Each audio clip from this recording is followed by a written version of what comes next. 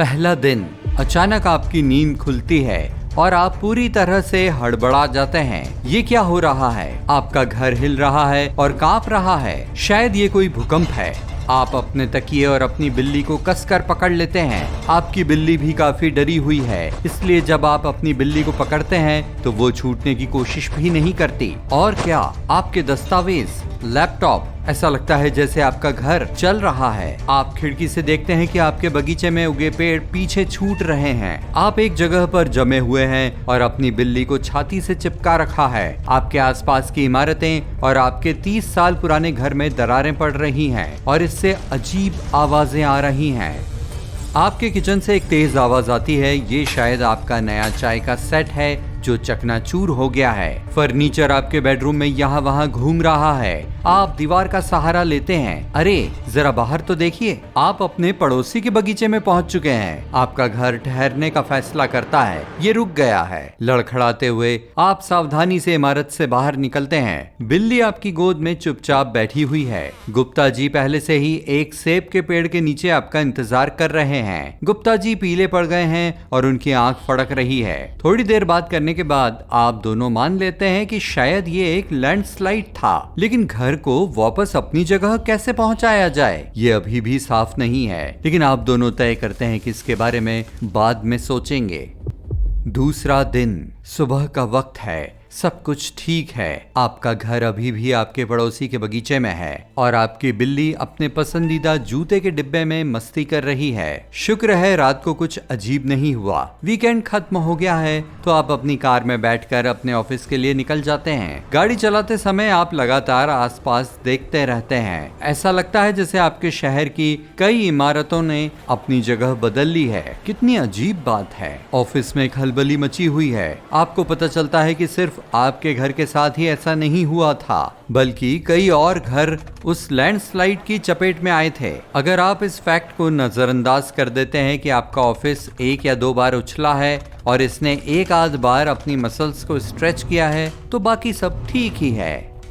जब आप घर जा रहे होते हैं तो न केवल आपकी बाईं आंख बल्कि आपकी दाहिनी आंख भी फड़कती है। अपने घर से कुछ ही दूरी पर आप एक बड़े ट्रैफिक जैम में फंस जाते हैं। परेशान लोग अपनी कारों से बाहर निकल आए हैं। लोग ये पता लगाने की कोशिश कर रहे हैं कि ये क्या हो रहा है। ये तो एक घर है। सड़क के बीचों बीच एक 2 मंजिला प्यारा सा कॉटेज खड़ा है। क्या ये एक और लैंडस्लाइड है? इस कहानी पर यकीन कर पाना मुश्किल है। घास, झाड़ियों या मिट्टी को किसी तरह का नुकसान नहीं पहुंचा है, जो आमतौर पर लैंडस्लाइड के दौरान होता है। साथ ही आपका शहर बिल्कुल समतल मैदान पर है। आप दूसरी सड़क पकड़ते हैं और जल्दी अपने घर के पास गाड़ी पार्क करते हैं। लेकिन ये क्या, आपका घर यहाँ नहीं है। ये न तो अपनी जगह पर है और न ही आपके पड़ोसी के बगीचे में। आप गुप्ता जी का दरवाजा खटखटाते हैं। अरे तुम्हारा घर, वो तो चला गया, वो हंसते हुए कहते हैं। आप बस उस कांपते हुए आदमी को गुस्से से देखकर ही रह जाते हैं। गुप्ता जी बताते हैं, सुबह 10 बजे के आसपास तुम्हारा घर हिलने लगा। फिर वो धीरे धीरे जमीन से ऊपर उठा। वो बहुत तेज आवाज कर रहा था। मैंने देखा उसके पैर निकल आए हैं। फिर वो उठकर उत्तर की तरफ चल दिया। ये रही तुम्हारी बिल्ली। और फिर गुप्ता जी आपको आपकी बेचारी बिल्ली सौंप देते हैं। वो डरी हुई है, लेकिन उसे किसी तरह की चोट नहीं लगी है। आप अपनी बिल्ली को उठाते हैं और अपनी कार में बैठकर अपनी बहन के घर चले जाते हैं। उनका परिवार टीवी पर ताजा खबरें देख रहा है। आपका घर अकेला नहीं है जो भाग रहा है। पूरे देश में और पूरी दुनिया में सैकड़ों इमारतें चलने लगी हैं। आप देखते हैं कि साइंटिस्ट, प्रोफेसर और एक्सपर्ट्स की इस पर क्या राय है। वो कहते हैं कि लोगों को इस सच पर यकीन करना होगा। किसी अजीबोगरीब वजह से इमारतें अब चल सकती हैं। पूरी दुनिया में कोई भी नहीं है जिसे इस फिनोमिनन के पीछे की वजह मालूम हो।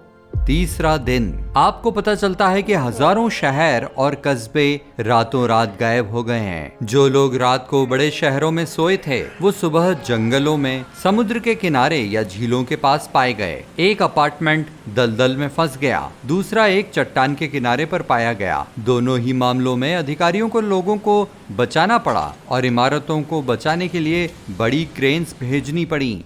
10वां दिन, आप एक जगह से गुजर रहे होते हैं, तभी आपकी अपने घर पर नजर पड़ती है। ये शहर के दूसरे हिस्से में चला गया था, लेकिन ये जगह उस जगह की तुलना में काफी अच्छी है जहां आप रहते थे। थोड़ी देर बाद आपको एहसास होता है कि आपको ये जगह ज्यादा पसंद है। आप अपनी बहन के घर से सामान लेने जाते हैं। कहीं आपका घर भाग ना जाए, इस डर से आप तेजी के साथ वापस अपने घर की तरफ आते हैं। लेकिन नहीं, जब आप वापस आते हैं तो आपको ये घर उसी जगह पर खड़ा आपका इंतजार करते हुए नजर आता है। उसे देखकर ऐसा लग रहा था जैसे आपके घर को अपने किए पर पछतावा है। आपकी बिल्ली आपकी बाहों से बाहर निकलने की कोशिश कर रही है। इसे अब इस चलने वाले बॉक्स पर भरोसा नहीं है।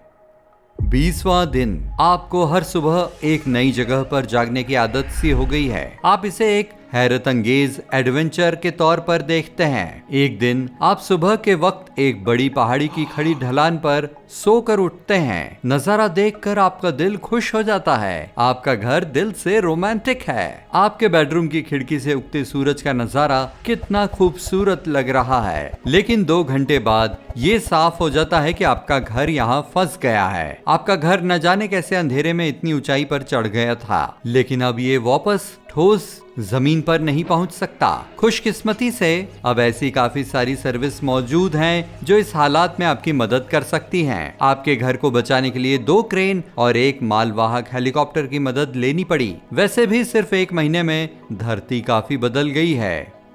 ज्यादातर लोगों ने अपने अपार्टमेंट और घरों को छोड़ दिया है। टेंट मशहूर हो रहे हैं। इन दिनों टेंट बनाने वाले तेजी से इस ग्रह के सबसे सफल और अमीर लोगों में से एक बन रहे हैं। टेंट अब temperature control, built in wifi और कई तरह की रोशनी से लैस हैं। बस आप बताइए कि आपको कैसा टेंट चाहिए। नए टेंट आसानी से 0 से कम टेम्परेचर का सामना कर सकते हैं और इसमें रहने वाले लोगों को गर्मी से बचा सकते हैं। टेंट में रहने का एक और फायदा ये है कि टेंट आपको और आपके सामान को साथ लेकर नहीं भागेगा।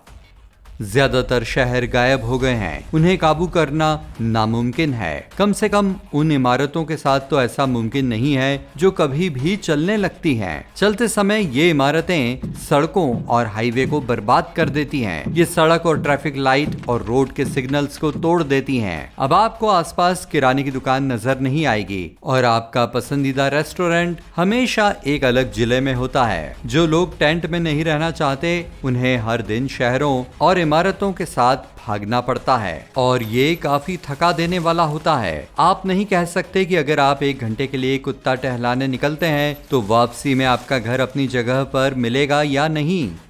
शेड्यूल, अपॉइंटमेंट और टाइम टेबल का अब कोई इस्तेमाल नहीं है। अगर आप नहीं जानते कि आपको अपनी मंजिल पर पहुंचने में कितना समय लगेगा, तो टाइम सेट करने का कोई मतलब नहीं है। आप हमेशा सुबह ऑफिस देर से पहुंचते हैं क्योंकि आपको मालूम नहीं होता कि आपका ऑफिस कहाँ है। सबसे पहले आपको इसे एक खास ऐप की मदद से ढूंढना होता है, लेकिन जब तक आप वहां गाड़ी से पहुंचते हैं तब तक वो इमारत अपनी जगह बदल सकती है और फिर शुरू होती है भागम भाग। इसका सुनहरा पहलू ये है कि लोग ज्यादा फिट हो गए हैं। आप अक्सर किसी काम के लिए अपने घर से निकलते हैं, लेकिन फिर आपको अपने घर के पीछे पीछे भागना पड़ता है।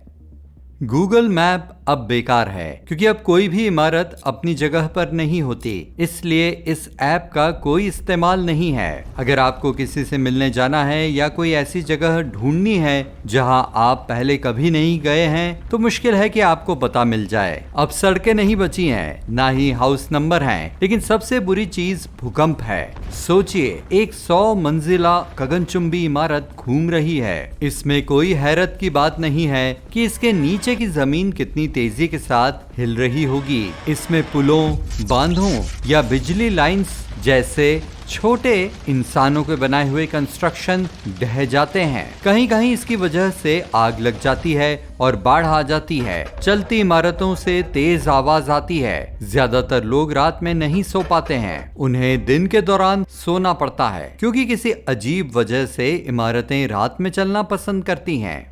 45वां दिन।